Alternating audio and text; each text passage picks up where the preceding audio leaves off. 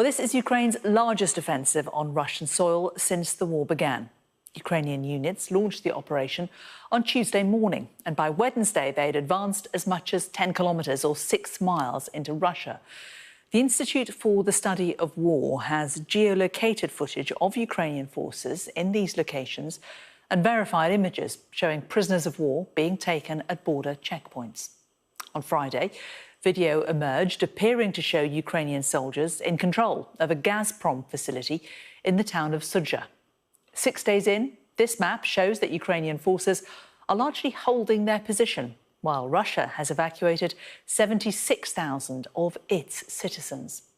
Reports in Ukraine suggest its forces have now entered the region of Belgorod. Sky News has not been able to independently verify a video showing troops in the village of Poroz. Our defence and security editor, Deborah Haynes, reports. Russia says the damage was caused by debris from a Ukrainian missile shot out the sky by Russian air defences. Such destruction, a daily occurrence in Ukraine because of Moscow's munitions. Not so familiar, though, for these people in Russia's Kursk region. Residents overnight spoke about what happened. About 3 or 4 cars were burning. People, children were crying, running out of the house. The Kremlin says more than 75,000 people have been evacuated from the border area since Ukrainian troops started invading the territory 6 days ago. Russian state television broadcast images from a camp set up in Kursk city. One evacuee offered a sense of the confusion. We closed the gate and rushed through the gardens. No one knew where. We ran out. Where should we go? What should we do? Went along the street and there was a boom. What should we do? Footage from Russia's defense ministry showed its troops trying to repel the assault. But Moscow is not calling the shots. Ukrainian commanders have said nothing publicly about their plans.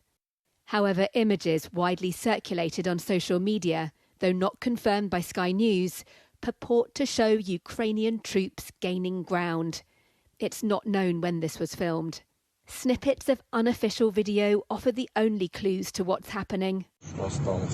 One analyst says Ukraine is using a form of unconventional warfare to strengthen its hand ahead of the US election in November. It's impossible for Ukraine to be only in strategic defense because without asymmetric actions, not non-standard action, let's say, it will be very difficult, very tough after American elections in 2025 for Ukraine to keep, let's say, positions, especially if new United States president will call for negotiations.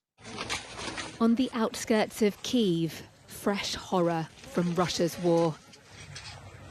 In the rubble, a little boy and his father killed by debris from a downed Russian missile. A reminder of why Ukraine is fighting back. Deborah Haynes, Sky News.